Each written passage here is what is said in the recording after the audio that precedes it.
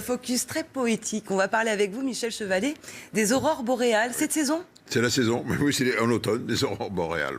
Alors ça mérite une petite explication. Les aurores boréales, c'est un beau spectacle, les grandes draperies dans le ciel, le verdâtre. Alors, petite explication, on va regarder ça en image, c'est comment ça marche, comment ça pourrait. Alors on voit d'abord les aurores boréales, elles ont été filmées ici en accéléré pour vous montrer la déformation qui est, suivant le champ magnétique, c'est pris depuis un bateau en Finlande. Alors ça mérite petite explication, qu'est-ce qui se passe? Vous savez que le soleil émet sans arrêt des particules, il les éjecte. Ça met 8 minutes pour arriver sur Terre. Ça, c'est l'haleine du Soleil, c'est le souffle du Soleil. Et ces particules, par moments, sont beaucoup plus violentes. Lorsque le Soleil est en crise, il y a des éruptions solaires. C'est les flammes du Soleil que l'on appelle, qui montent très haut. Et là, ce sont des torrents de particules qui irriguent tout l'univers, mais qui atteignent la Terre. Or, fort heureusement, la Terre, elle est protégée par un double cocon. Un, son atmosphère, et deux, un champ magnétique, un aimant avec un pôle nord, pôle sud.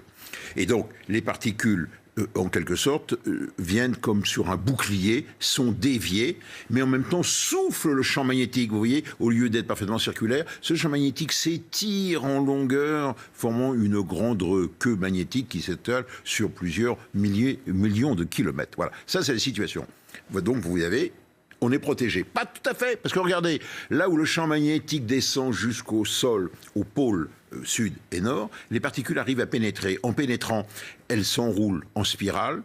Là, c'est un effet Compton. Elles libèrent des rayons X. Les rayons X excitent les molécules de l'atmosphère qui relâchent leur énergie sous forme lumineuse, visible. Et la couleur verte est due à la présence d'oxygène. Voilà qui vous explique donc le fonctionnement. C'est une machine tout à fait normale et qui est destinée à nous protéger. Et là, en ce moment, il y a une recrudescence, il y a des flots de particules qui sont piégés dans ce cocon qui nous protège. Et si on n'avait pas la magnétosphère, eh ben on ne serait pas là. Parce qu'on serait irradié et il n'y aurait pas de vie sur Terre.